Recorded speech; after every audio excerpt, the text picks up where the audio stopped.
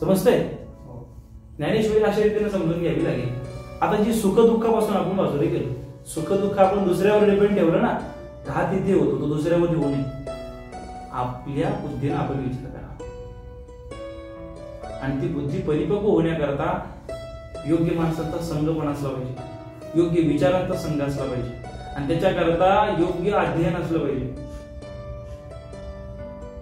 समजतंय? असं म्हटलं जातं वर्ष टोपलीमध्ये 50 आंबे आणि एक आंबा खिळका असेल तर ती टोपल्या की काय होते, खराब होत का? That's the point. हे आंब्यांचं उदाहरण नाही, हे उदाहरण आपलं आहे.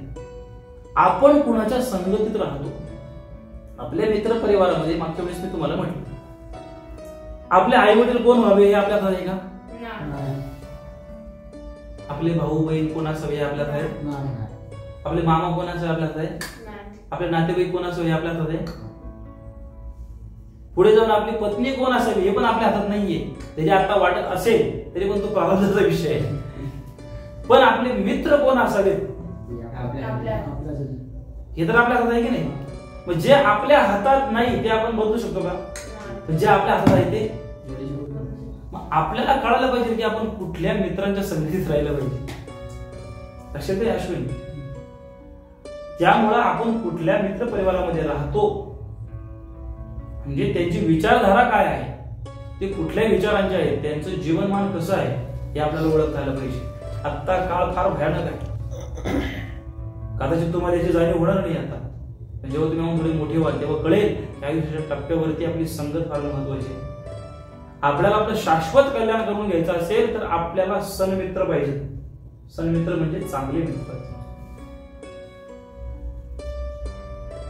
आणि चांगले मित्र ओळखण्याकरता चांगले विचार पाहिजे आणि चांगले विचार पाहिजे म्हणजे चांगला सत्संग पाहिजे. चांगल्या विचाराचा सत्संग पाहिजे आणि ते चांगले विचार मिळतील कुठून? म्हणजे ज्ञानेश्वरी, गाथा, भागवत, गीता, उपनिषद, शास्त्र याच्यातूनच मिळेल ना. आणि त्याच्यातले विचार मिळवायचे असेल तर काय करावं लागेल? हा एक टप्पा झालाच, अजून काय करावं लागेल? झालंच रे, वाचावं लागेल. जास्त पॉइंट. चांगले विचार जर मिळवायचे असेल तर काय करावं लागेल? आपण वाचावे लागतील. हे फक्त बोलून जमणार नाही, तुम्हाला वाचावं लागेल. तुमच्या आयुष्यात वेळ घ्यावा लागेल तर ते मिळेल, अन्यथा भेटणार नाही. कोणी तुम्हाला घरी येऊन तुमच्या असं डोक्यावर हात ठेवून तुमचं कल्याण करणार नाही. ज्ञानोबा तुकोबांचा विचार चमत्कारिक नाही, चमत्कारावर फार विश्वास ठेवत नाही. आपुली आपण करा सोडवणं संसार बंधन थोडं आपण आपला उत्कर्ष केला पाहिजे. कुठे अडकता या माया जगाच्या रहाट काढतात. किती भ्रमण करणार, किती भरकटा, किती मिळवाल? लक्ष देत आहे?